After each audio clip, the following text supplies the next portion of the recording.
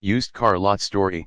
There's a small used car lot in my little town that seems to be more of a hobby than anything else, but I stopped by once when I needed a cheap car quick. I settled on one and said I'd like my mechanic to give it the once over. He said, "Fine, who is your mechanic?" I told him and he said no, not him. He finds too many things wrong with my cars. You can take it somewhere else. But bye. I have shared this on here before, but in 2003 my wife needed a used car that she would put a ton of miles on, so we went to the largest Dodge dealer in the area and got a cheap, used Stratus, that I should point out was on their lot for 3+ weeks. A few weeks later, while at work, I got a call from HR saying there were some DPS agents there to see me. I sat down with them and they had a binder an inch thick that had basically my life's history. They explained that the car was stolen, but they said I didn't look like a car thief. Apparently people with stable jobs don't steal cars and register them with the state. Good to know.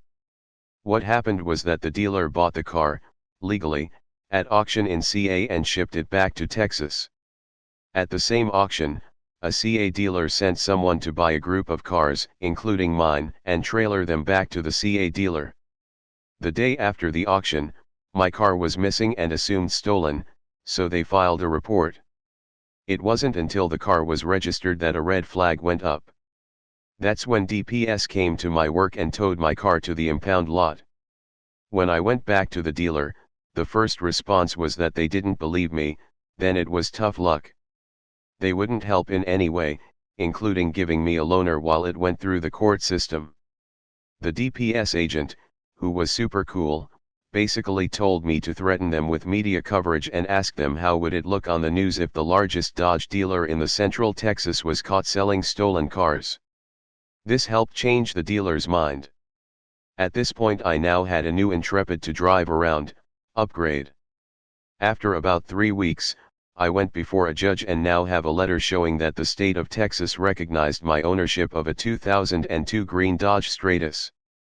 I then spent another week fighting with the dealer to pay the impound fees accrued. As someone pointed out the last time I posted this, all that for a Stratus. Damn right. Lessons learned. You can report a car stolen in California without any proof of ownership. Carfax doesn't always work. The state of Texas will send you registration and plates even if they know a car is stolen, but they will also rat you out to the cops. Don't buy a used Dodge Stratus. It's funny as I have now sold cars for 15 years, but my worst experience was my first.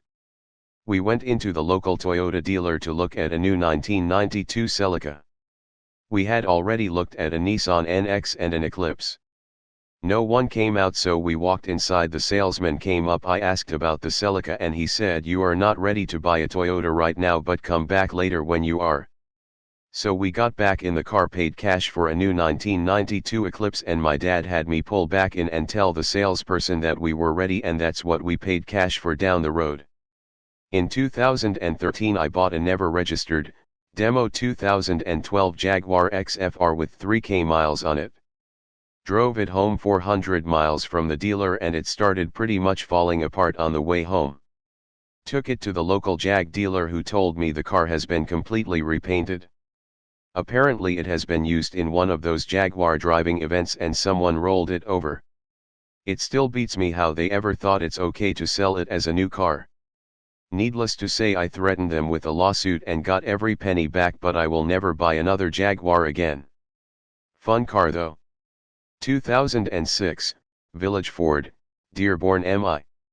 I was looking for a new vehicle, and one of my potential choices was the Ford Ranger. I went to Village Ford to test drive one.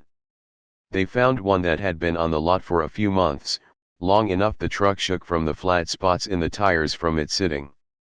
The salesman kept going on about how it had the most popular option package and blah blah blah, despite me telling him I'd want one with a manual and several other things.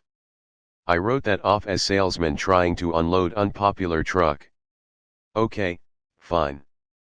But after the test drive, he drags me back to his cube and starts drawing up sales papers for the truck we just test drove, despite my telling him that I was not interested in that exact truck because I wanted a manual with whatever other things I wanted.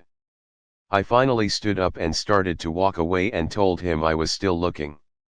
He asks me what else I was looking at, so I told him.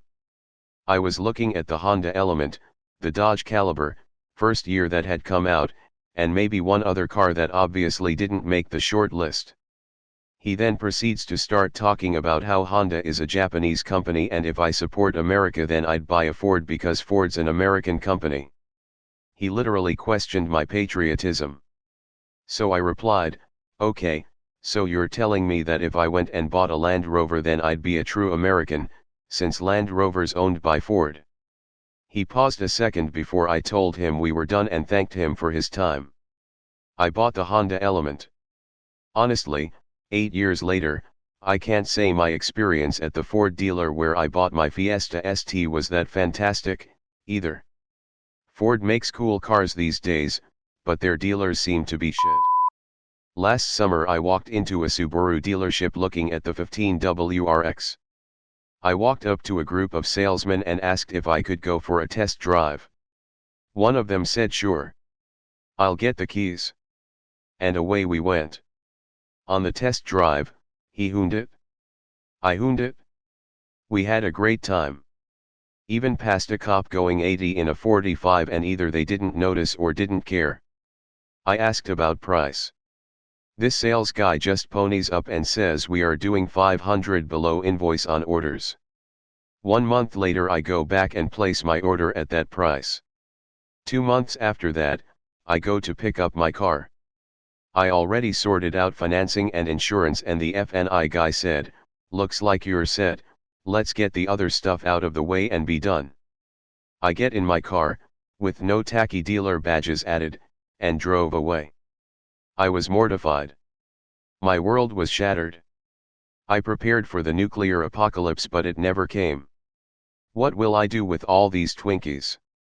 I had an appointment at my local dealership a few years ago, to look at the then new sedan model. I was pretty optimistic. I caught the sales manager snorting cocaine in the coffee room and during the test drive some hoods firebombed our car, causing us to flip. The salesman tried to fend them off with a shotgun, but a quick switchblade to his neck left us alone and wounded, helpless. My wife was about to be raped but one of the few good cops in the town arrived. Officer Murphy really made our day and he helped us get a great deal on a SUX 6000 coupe. 4/5 average Detroit car buying experience. Pi Acura here in Chattanooga, TN is N.O.T.O.R.I.O.U.S for being awful, incompetent, rude, and basically just a tax sink for the owner. My wife and I went in to purchase a new TL back in 2006. Sat down in the sales office and told them we want to buy this car in royal blue pearl with 10 interior. We were told verbatim by the sales manager. We don't have one of those on the lot and we won't order one because that's an ugly color combination. I was shocked into thinking I had done something wrong while my wife was already halfway through the lobby out the door. Went to Ed Voiles Acura, fantastic dealer, in Atlanta and they had the exact car on the lot at $3K less than Pi. Fast forward 2 years and I want a black 08 MDX for myself. Gave Pi another chance and not only would they not negotiate the price, they wanted me to pay above MSRP on the vehicle. Back to Ed Voiles and saved 8K on that one over the Pi price. Now it gets interesting. My new MDX came with a fancy oil leak that cost me almost 3 quarts over the first 3K miles.